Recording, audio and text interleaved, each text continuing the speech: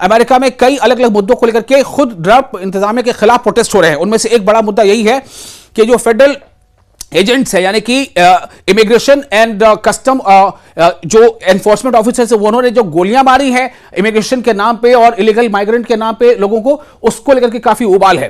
तो मुबस्सिर का यह कहना है कि Trump decision not to strike include a probable increase in the price of oil which would hurt Trump's own voters in the run up to this year's crucial mid term elections. Deep divisions on this issue opinion by ये एक काफी बड़े माहिर मुबस्सिर हैं, उनका नाम है Elon Gabon. उन्होंने ये बात को कही है कि अगर मिड ईस्ट में इस तरह कोई हमला होता है तो पूरे मिड ईस्ट में उथल पुथल मच जाएगी और नतीजा क्या होगा कि ऑयल यानी जो कच्चा तेल है उसकी कीमत अचानक बहुत बढ़ जाएगी, जिससे खुद अमेरिका के अंदर भी थोड़ी अफरा तफरी का माहौल हो सकता है। तो ये हालात है। एक और आपको अपडेट दे दूं, ताजा वाकये में एक खबर यह आ रही है कि इसराइल क्या कर रहा है इन दिनों।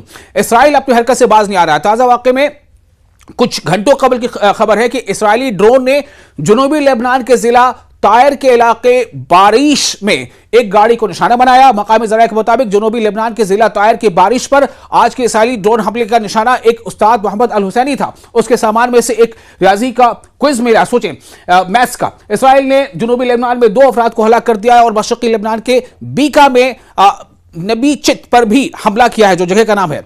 एक और अहम खबर आपको दे दें कि इलीगल ज्यूइश सेटलर्स जो हैं, जो जिनको यहूदियों ने जबरदस्ती वहां पर इसराइल ने बसाया है फलस्तीनियों की जमीन पर, तो वो इलीगल ज्यूइश सेटलर्स हैं, वो टारगेट कर रहे हैं पैलेस्टीनियन को और उन्होंने बच्चों को टारगेट किया है। वेस्ट बैंक के हेब्रॉन में इतवार को ये जो वाकया हुआ है, settlers ran over the child Abul Karim Musa al Adra और फिजिकली असॉल्टेड एंड चाइल्ड सलाह इस्माइल अल अदरा इन मसफर यत्ता जगह का नाम है। वहां पर जो यहूदी आबादकार उन्होंने फिलिस्तीनी बच्चों की बात आ रही, बच्चों को काफी जो है टॉर्चर किया है। ये हेब्रॉन के साउथ में है, in the occupied West Bank. ये वेस्ट बैंक में सब कुछ हुआ है। ये रिपोर्ट किसकी? द क्रेडल की रिपोर्ट है, आपको हम दे रहे हैं। एक और अहम खबर, Iran supreme national security council has approved the resumption of internet services in the near future. ये द ग्लोब ऑब्जर्वर इस खबर को शाया कर रहा है कि वहां पर इंटरनेट की बहाली जल्द ही होने वाली है। President Trump warns the US will impose a 100% tariff on all Canadian goods if Canada makes a deal with China Globe। देखिए ये पूरे मामले का मामला कहीं ना कहीं ये चाइना रशिया से जुड़ा है। रशिया जिस तरह से एडमंटली यूक्रेन पर लगातार हमले करता चला जा रहा है, चाइना की जो बहुत गुपचुप पॉलिसी चली आती है, चाइना के बारे में चाइना ज्यादा शोर नहीं मचाता, लेकिन वो चुपचाप बहुत सारे काम ऐसे करता जाता है। तो चाइना को भी कहीं ना कहीं निशाने पर लेना है। और जिस तरह से कनाडा के पीएम ने डोनाल्ड ट्रंप के खिलाफ बातें की हैं, उसके बाद प्रेसिडेंट ट्रंप ने वार्न किया है, वार्निंग दी है कि अगर कनाडा ने चाइना के साथ ट्रेड डील किया तो अमेरिका 100% टैरिफ कनाडा पर लगा देगा। यह एक तरह से धमकी दी गई है कनाडा को ताकि वो चीन से डील ना करे। Russia strikes Ukraine as talks with US to end war continue. इसी बीच खबर भी आ रही है कि रशिया ने यूक्रेन पे फिर से ताजा हमले कर दिए हैं। एक तरफ यूएस के साथ रशिया की बातचीत चल रही है और यूक्रेन पर हमला भी हो रहे हैं। तो बहुत सारी चीजें एक दूसरे से मिली हुई हैं। इसराइल को लेकर एक बड़ी खबर क्या है, ये ब्रेकिंग न्यूज आपको दे रहे हैं। बेल्जियम का नाम आपने सुना होगा। Belgium bans aircraft carrying weapons और military gear to Israel from its airspace और स्टॉप्स। कहीं पर भी बेल्जियम के एयर स्पेस से होकर कोई भी ऐसा जो है वो एरोप्लेन या कैरियर नहीं गुजरेगा जिसमें इसराइल को पहुंचाने वाली उसमें हथियार या सामान होंगे। तो ना तो वो बेल्जियम के एयर स्पेस से गुजर सकता है, ना किसी एयर स्पेस स्टॉप से गुजर सकता है। ये वो तमाम खबरें आपको हम बता रहे हैं। तो कुल मिलाकर हालात अभी ये बन रहे हैं, जो इशारे आ रहे हैं कि बहुत ही ज्यादा इस बात के इम्कान है कि जिस तरह से इसराइल और अमेरिका की एक्टिविटी देखी जा रही है कि 24 से 48 घंटे के अंदर ईरान पर शायद कोई अटैक हो इसकी तरफ से, अमेरिका की तरफ से।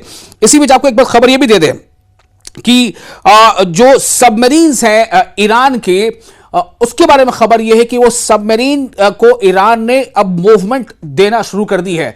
और ये मूवमेंट इसलिए है कि ताकि इस बारे में यह बताया जा सके कि जो फ्लाइट कैरियर्स है यूएस के, उसको जो है नुकसान भी पहुंचाया जा सकता है।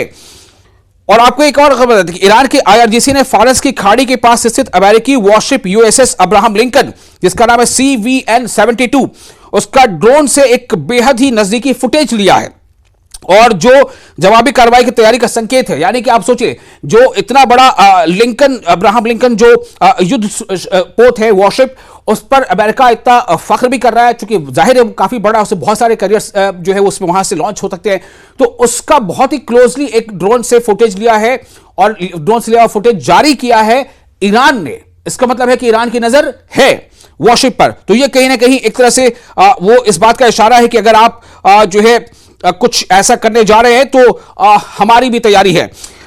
Iran threatens to destroy the US carrier USS Abraham Lincoln with hypersonic missiles, इस तरह की धमकी दी गई है। ये तमाम वो खबरें सामने आ रही है कि ये बता रहे हैं कि हालात जो है मिड ईस्ट में वो काफी बिल्कुल एकदम कहते हैं ना कि विस्फोटक हो गए हैं, और किसी भी वक्त अगले 24 घंटे में या 48 घंटे में जो है कोई इस तरह की आप खबर सुन सकते हैं कि स्ट्राइक हो गया है, हमला हो गया है। और एक खबर ये भी आ रही है कि Iran issues an emergency, Iran has closed its airspace to low-flying VFR and general aviation flights, signaling heightened security measures amid rising regional tension. Low frequency पे airspace उसका कोई ना उड़े, इस बारे में ईरान ने जो है ये जारी कर दिया है। ईरान हैज क्लोज, इस एयर स्पेस को उसने बंद कर दिया है। तो ये एक बहुत बड़ी खबर है। ये तमाम चीजें इस तरफ इशारा कर रही हैं कि किसी भी वक्त अमेरिका अटैक, हालांकि मैंने आपको दोनों का बयान सुनाया, पढ़ के बताया कि डोनाल्ड ट्रंप ने भी कहा है और जेडी वांस ने भी कहा है कि हमने पूरी तैयारी सिर्फ इसलिए की है कि हम दिखा सके कि वी आर कैपेबल, हम काबिल हैं, हमारे पास सलाहियत है, लेकिन हम करीब से नजर बनाए हुए हैं। और अगर कोई भी नादानी ईरान की तरफ से किया गया, जो अपने अल्फाज उन्होंने कहा कि कोई नादानी की गई, तो हम जो है एहसास करा देंगे कि हमारी तैयारी क्या है। और बहुत सारी ऐसी खबरें वहां पर अभी जो डेवलपमेंट्स आ रही हैं वो ये बता रही हैं कि कुछ भी हो सकता है। जो मैंने आपको पहले बताया कि ये जो सबमरीन है, जिनको आप कहते हैं पनडुब्बी सबमरीन का मूवमेंट ईरान ने शुरू कर दिया है। ये काफी अहम है। इसका मतलब क्या है कि आप अमेरिका अगर इतनी दूर से चल के ईरान के इर्द गिर्द आ रहा है, घेरा तंग कर रहा है, तो क्या उसे ईरान को अपनी दिफा का इख्तियार नहीं है? बिल्कुल है। तो ये बात है।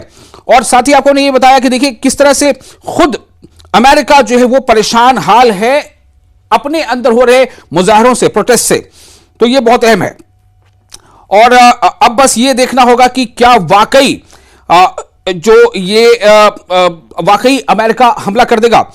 एक तरफ देखिए, एक तरफ यूएसए अपनी औकात ईरान को दिखाने पर अड़ा है, दब रहा है, तो ईरान भी पीछे नहीं हटने वाला। यूएस ने अपना स्ट्राइकर ग्रुप अब्राहम जहाज गल्फ ऑफ ओमान में खड़ा कर दिया है। ईरान ने तुरंत संदेश दिया है कि हम इसको हाइपरसोनिक मिसाइल से एक झटके में गिरा देंगे। इसके लिए उस वीडियो फुटेज में जारी किया गया है, ड्रोन से ली गई तस्वीर। और ईरान ने ऐसा किया तो अमेरिका को वो झटका होगा जो किसी भी न्याय तक देखा नहीं है, क्योंकि इससे पहले उस पर हुआ नहीं है। तो कुल मिलाकर ईरान ये सिग्नल दे रहा है कि हम झुकने को तैयार नहीं है। तो ये क्या वाकई Iran has vowed to destroy the US carrier? अब सवाल ये पैदा होता है कि क्या होगा, क्या हमला हो जाएगा? और this is why no country will invade America. अब देखिए बहुत ज्यादा जो मूवमेंट है ना, ये सच बता रहा हूं आपको कि अमेरिका ने अपने मतलब मैक्सिमम ताकत, यूं कह लें कि हर तरह की, यानी कि नेवी या एयरफोर्स या फिर ग्राउंड लेवल फोर्स, तीनों को वहां पर इकट्ठा कर दिया है। सवाल सिर्फ यह है कि आखिर अमेरिका अगर ईरान पर हमला करता है तो दुनिया को वो क्या बताएगा उसने हमला क्यों किया।